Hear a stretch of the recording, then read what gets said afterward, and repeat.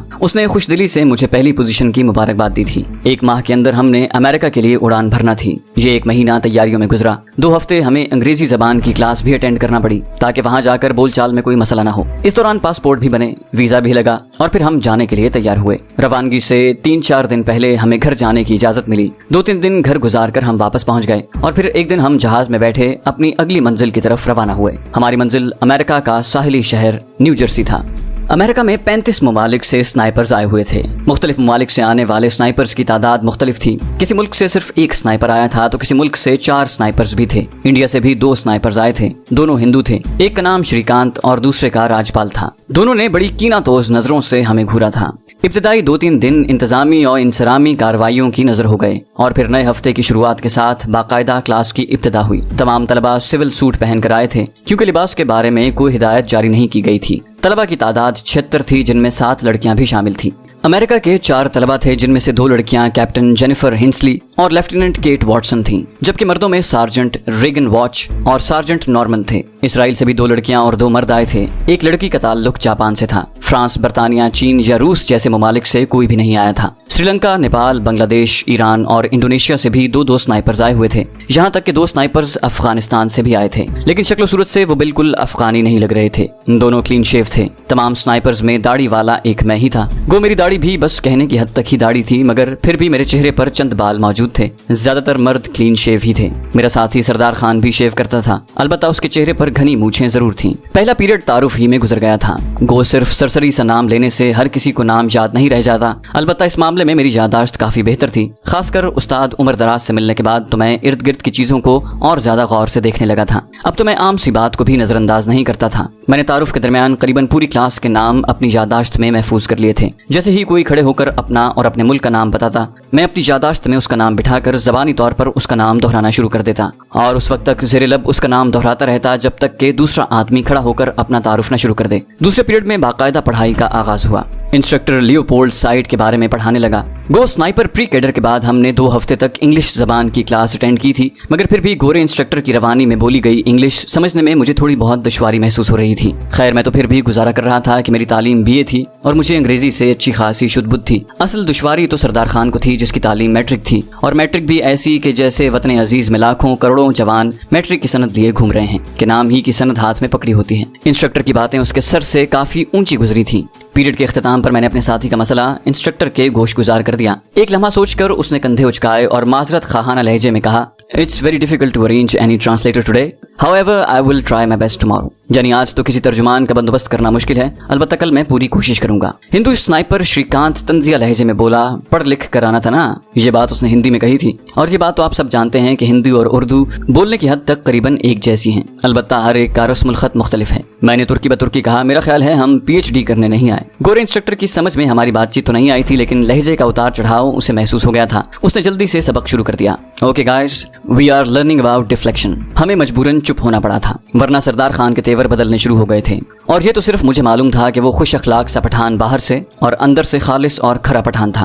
भारतीयों से वो उतनी ही नफरत करता था जितना कि वो उसके मुस्तहिक हैं। पीरियड के इख्तिताम पर हम क्लासरूम से बाहर निकल आए थे। कुछ लोगों ने सिगरेट सुलगा लिए थे और चंद एक वॉशरूम की तरफ पड़ गए थे। मैं और सरदार बाकी लोगों से थोड़ा सा हटकर खड़े हो गए। मैं उसे इंस्ट्रक्टर की बताई हुई खास बातों से आगाह करने लगा। उसी वक्त सुनहरी बालों वाली खूबसूरत जेनिफर हमारे करीब आई। हाय, आई एम जेनिफर। उसने बेतकल्लुफी से मुसाफे के लिए हाथ आगे बढ़ाया। अगर वो अपना नाम न बताती तब भी मुझे उसका नाम याद था, बल्कि मुझे यकीन था कि पूरी क्लास को उसका नाम अजबर हो गया होगा, और उसकी वजह उसके अलावा कोई नहीं थी कि वो एक पुरकशिश और खूबसूरत लड़की थी। मैंने मुस्कुरा कर कहा, तारुफ तो हो चुका है कैप्टन जेनिफर हिंसले। ओह, मेरा ख्याल है तुम्हें सिर्फ मेरा ही नाम याद रह गया होगा। वो मानी खेज मुस्कुराहट से बोली। वो एक अमेरिकन लड़की थी, पाकिस्तानी लड़की नहीं थी कि अपनी खूबसूरती न जताती। मैं इत्मीनान से बोला, तुम बाकी क्लास के बारे में भी ऐसा कह सकती हो। वो दिलचस्पी से बोली, और तुम? मैंने कहा, मुझसे किसी का नाम भी पूछ सकती हो। उसने शोखी से कहा, अच्छा, ये साथ वाले साहब को नाम लेकर बुलाएं। उसका इशारा श्रीलंका से ताल्लुक रखने वाले काले रंग के सूरन मिंग से था। मिस्टर सूरन, तुम्हारा 1 मिनट जाया कर सकता हूँ? मैंने सूरन को नाम लेकर बुलाया। Yes please. वो खूबसूरत मुस्कुराहट बखेरता हमारे करीब आ गया। तुम्हारा नाम सूरन मिंग ही है ना? मैंने उससे मुसाफा करते हुए खुश अखलाकी से पूछा। जी जी बिल्कुल। उसने मेरे साथ खड़े सरदार खान और जेनिफर को भी हाथ मिलाते हुए अस्बात में सर हिलाया, मगर मुझे अंदाजा नहीं था कि मेरा नाम इतना खूबसूरत हो सकता है कि इतने पुरकशिश लोगों को याद रह जाए। उसका इशारा वाज़े तौर पर जेनिफर की तरफ था। ये वॉशरूम से कौन बाहर बाहर आ रहा है। सूरन मिंग की बात पर जेनिफर ने हल्का सा कहकहा लगाकर मुझे वॉशरूम के दरवाजे की तरफ मुतवज्जे किया, जहाँ से अमेरिकन सार्जेंट बाहर आ रहा था। मैंने मुंह बनाते हुए कहा, इसका नाम तो मुझे बिल्कुल पसंद नहीं, भला रेगन वॉच भी कोई नाम है, और वो जो सिगरेट पी रहा है। जेनिफर मेरा इम्तिहान लेने पर तुल गई थी। मैंने कहा, वो बेचारा इसराइली, अगर उसके वालिदैन मुझसे पूछते तो मैं कभी उन्हें क्लार्क नाम रखने का मशवरा न देता। जेनिफर ने काले बालों वाली इसराइली दोशीजा की जानिब इशारा किया, तो उस इसराइली दोशीजा का क्या नाम रखते? उस इसराइली लड़की को 2 भारतीयों ने घेरा हुआ था। यूं भी यहूद और हनूद की आपस में गाड़ी छनती है और इस दोस्ती को तकवीत दोनों की मुस्लिम दुश्मनी देती है। मैं हंसा, बहरहाल स्कारलेट न रखता। बोली, तो क्या रखते? मैंने कहा, केट ठीक था, बेशक उसके बाप का नाम वॉटसन न होता। मैंने जेनिफर की अमेरिकन साथी केट वॉटसन का नाम दोहराया। बोली, आई एम इम्प्रेस्ड। उसकी मुस्कुराहट में हैरानी थी। मैंने कहा, और मैं एंड्रिया बर्टन से। मैंने दूसरी इसराइली दोशीजा की तरफ इशारा किया, जिसका मुख्तसर लिबास दावत नजारा दे रहा था। क्या खूबसूरत लिबास ज़ेबतन किया है। जेनिफर मानी खेज अंदाज में बोली, अगर तुम्हें वो उस लिबास में अच्छी लग रही है तो मेरे पास उससे भी अच्छा लिबास मौजूद है। मैंने घबरा कर कहा, नहीं, तुम जीन्स में ही बहुत अच्छी लग रही हो, और मैं तो एंड्रिया पर तंज कर रहा था। सूरन मिंग ने हमारी गुफ्तगू से कामयाब अंदाजा लगाया। जहाँ तक मैं समझा हूँ, अमेरिकन ब्यूटी हमारे पाकिस्तानी भाई का इम्तिहान ले रही है। मैंने इस बात में सर हिलाया, मुझे भी कुछ ऐसा ही लगता है। सूरन मिंग ने मुंह बनाकर कहा, मुझे तो बस इन 2 इंडियन के नाम याद रह गए हैं, और वो भी इसलिए कि हमारा तारुफ पहले से हो चुका है। मैंने कहा, तुम शायद श्रीकांत और राजपाल की बात कर रहे हो।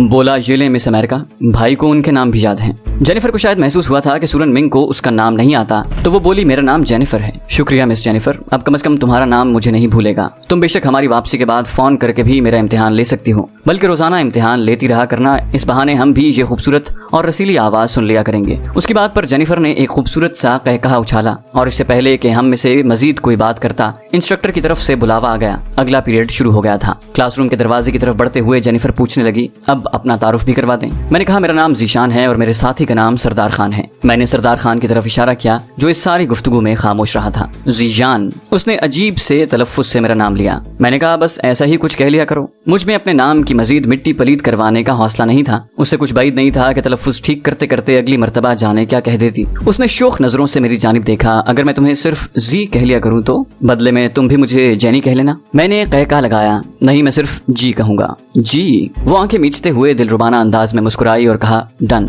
मैंने कहा, यह भी बता दूं कि जी हमारे यहाँ खुद से ज्यादा मर्तबे वाले शख्स को असबाती जवाब देने के लिए कहा जाता है। वो बेसाख्ता हंसी, वैसे मैं तुमसे सीनियर तो हूँ ना, आखिर को कैप्टन हूँ। और मैं भी जवाबी मुस्कुराहट उछाल कर इंस्ट्रक्टर की जानिब मुतवज्जे हो गया। जेनिफर मेरे और सरदार के दरमियान ही बैठ गई थी। 3 पीरियड्स के बाद आधा घंटा टी ब्रेक करने के लिए मिला। मेस नजदीक ही था। मेरे और सरदार के अलावा बस चंद आदमियों ने चाय या कॉफी के मग को हाथ लगाया था। अक्सरियत ने उमुल खबाइस का जाम थामने में दिलचस्पी ली थी। जेनिफर ने भी हमें कंपनी देने के लिए कॉफी पीना पसंद किया था। दौरान गुफ्तगू वो पूछने लगी, मिस्टर जी, पहले पीरियड में तुम उस इंडियन से क्यों तल्ख हो रहे थे? जेनी का इशारा श्रीकांत की तरफ था। मैंने कहा, वो हमारी तालीम पर फप्ती कस रहा था। उसने हैरानी से पूछा, अंग्रेजी न जानने से तालीम का क्या ताल्लुक? मैंने कहा, ये बात कम से कम तुम्हारी समझ में नहीं आ सकती। बोली, मैं समझना भी नहीं चाहती, मुझे तो बस यादाश्त बेहतर करने के तरीके बताओ। मैंने कहा, एक शर्त पर। वो मानी खेज लहजे में बोली, शर्त सुने बगैर कम से कम किसी खूबसूरत लड़की को हाँ नहीं करना चाहिए। मैंने उसे तसल्ली देते हुए कहा, कोई इतनी बड़ी या बुरी शर्त नहीं है, बस तुम अपनी खूबसूरती के राज खोल दो, यादाश्त बेहतर करने के तरीके मैं बता दूंगा। जवाबन उसका मुतरन्नम कहकहा गूंजा। उसी वक्त सामने बैठा राजपाल अपने साथी श्रीकांत को कहने लगा, वैसे इसमें कोई शक नहीं कि जहां मुस्लिम ने लड़की देखी वहीं राल टिपकानी शुरू कर दी। ये बात उसने हिंदी में कही थी। मैंने उसकी बात का बुरा माने बगैर जवाब दिया, सही कहा महाराज, और इसी वजह से तो तुम लोग हमें बहुत आसानी से फांस लेते हो। वो बोला, तुम हद से बढ़ रहे हो।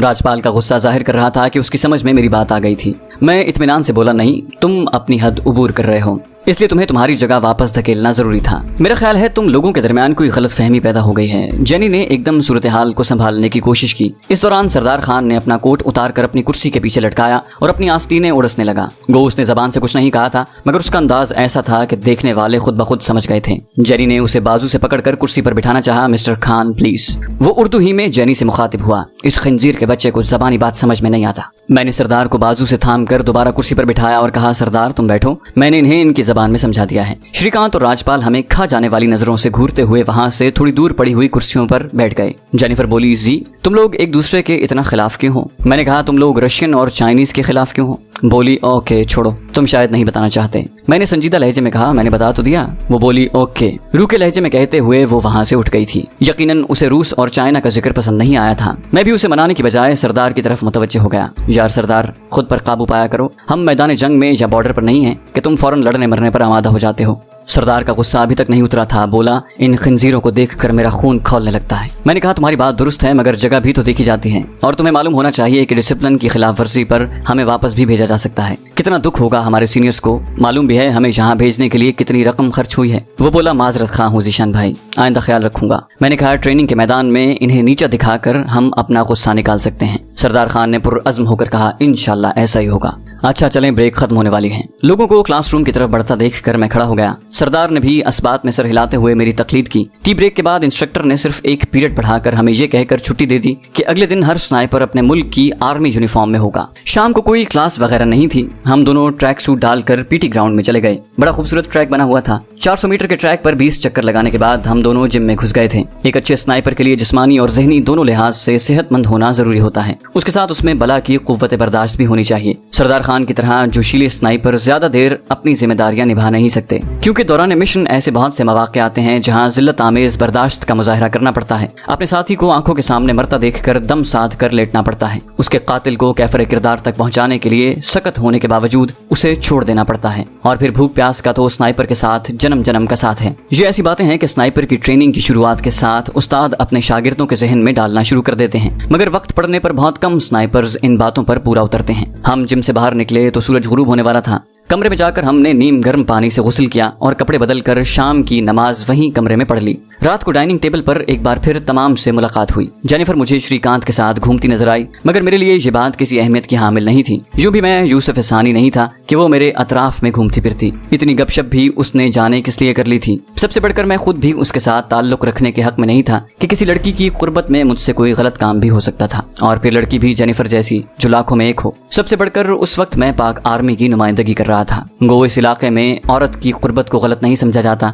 मगर मेरा दीन और माशरा तो उस ताल्लुक को बुरा गर्दानता है, और मेरे लिए यही काफी था। डाइनिंग टेबल पर हराम और हलाल हर किस्म की खुराक दस्तयाब थी। हलाल खाने वालों के लिए बर्तन तक अलहदा दस्तयाब थे। हलाल खाने में सब्जी, चावल और चिकन की डिश थी, जबकि दूसरों के लिए जो कुछ पका था ना तो हम उन डिशों से वाकिफ थे और ना वाकफियत का कोई शौक था। इसलिए हम अपने खाने की जानिब मुतवज्जे रहे। हम वहाँ पर 10 मुसलमान थे। पाकिस्तान, ईरान, बांग्लादेश, इंडोनेशिया और अफगानिस्तान से ताल्लुक रखने वाले हम सारे मुस्लिम खाने की टेबल पर इकट्ठे हो गए थे।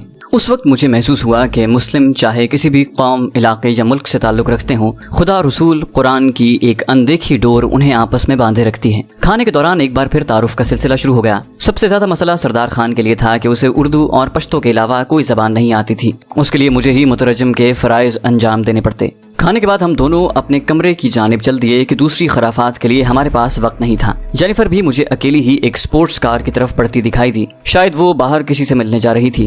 यूं भी उस उम्र तक अमेरिकन लड़कियां दर्जनों बॉयफ्रेंड भुगता चुकी होती हैं। हमारे कमरे के अंदर भी एक LED मौजूद था, मगर हम दोनों की दिलचस्पी स्नाइपिंग के मुताल्लिक किताबों और स्नाइपर्स फिल्मों के साथ थी। एक शेल्फ में स्नाइपिंग के मुताल्लिक मुख्तलिफ किताबें मौजूद थीं। कुछ स्नाइपर्स राइफल्स के मुताल्लिक थीं और कुछ मुख्तलिफ स्नाइपर्स के तजुर्बात के बारे में। कमरे में एक कंप्यूटर और दर्जनों CDs भी मौजूद थी। हम स्नाइपर की जिंदगी के मुताल्लिक एक मालूमाती फिल्म लगाकर देखने लगे। मैं ये तो नहीं कहता कि एक अमेरिकन सिपाही पाकिस्तानी सिपाही से बेहतर है, लेकिन ये जरूर कहता हूँ कि उनकी तरबियत बहुत बेहतर है और जदीद सहूलियात को बरूए कार लाकर की जाती है। जैसे हम स्नाइपर कोर्स के लिए आते थे तो ट्रेनिंग मैदान के अलावा हम तमाम के रिहायशी कमरों में भी उन्होंने ऐसी सहूलियात मुहैया कर दी थी कि हम अपने कमरे में आराम करते वक्त भी स्नाइपिंग के मुताल्लिक काफी कुछ सीख सकते थे। कोई भी इंसान कभी अपने फन में कामिल नहीं होता और कोई भी अक्लमंद जिंदगी के किसी मरहले पर यह कहने की जसारत नहीं करता कि अभी उसे सब कुछ मालूम है। बकौल सुकरात, सबसे ज्यादा जानने वाला वो है जो ये जानता है कि वो कुछ नहीं जानता। फिल्म देखने के दौरान मैंने सरदार खान को कहा, आज के बाद हम पश्तो में गुफ्तगू करेंगे। उसने हैरानी से पूछा, क्या मतलब?